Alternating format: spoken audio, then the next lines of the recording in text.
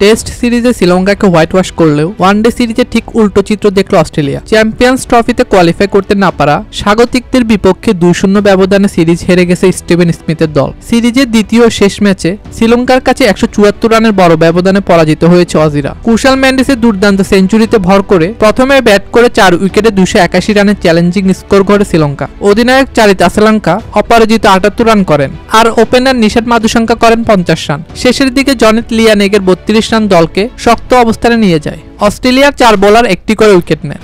জয়ের লক্ষ্যে ব্যাট করতে নেমে 33 রানের মধ্যে সাজঘরে ফেরে ম্যাথু শর্ট, জেক ফ্রেসেন ম্যাগার্ক ও হেড। দলের পক্ষে সর্বোচ্চ 29 রান করেন অধিনায়ক স্মিথ। দ্বিতীয় সর্বোচ্চ 22 রান আসে ইংলিশের ব্যাট থেকে। শেষ 28 রান নিতে তারা হারিয়েছে 7 উইকেট। এতে মাত্র 107 রানে গুটিয়ে যায় অস্ট্রেলিয়া। ওয়ানডেতে এশিয়ায় যা অস্ট্রেলিয়ার সর্বনিম্ন। আর সব মিলিয়ে শ্রীলঙ্কার বিপক্ষে দ্বিতীয় সর্বনিম্ন স্কোর। শ্রীলঙ্কার হয়ে দুনিত ওয়ার্ল্ডে লেগে নেন 4 উইকেট। আসিতা ফার্নান্দো ও বানিদো হাসারাঙ্গা নেন 3টি করে উইকেট। প্রথম ম্যাচে সেঞ্চুরির পর দ্বিতীয় ম্যাচে দুর্দান্ত ব্যাটিং করে সিরিজ সেরা হয়েছেন আসালাঙ্কা, আর ম্যাচ সেরা হয়েছেন কুশাল মেন্ডিস। শ্রীলঙ্কার এই দাপুটে জয়ে স্বাগতিকরা ওয়ানডে সিরিজে হোয়াইট ওয়াশ করল অস্ট্রেলিয়াকে, যা দলটির জন্য বিশাল প্রাপ্তি।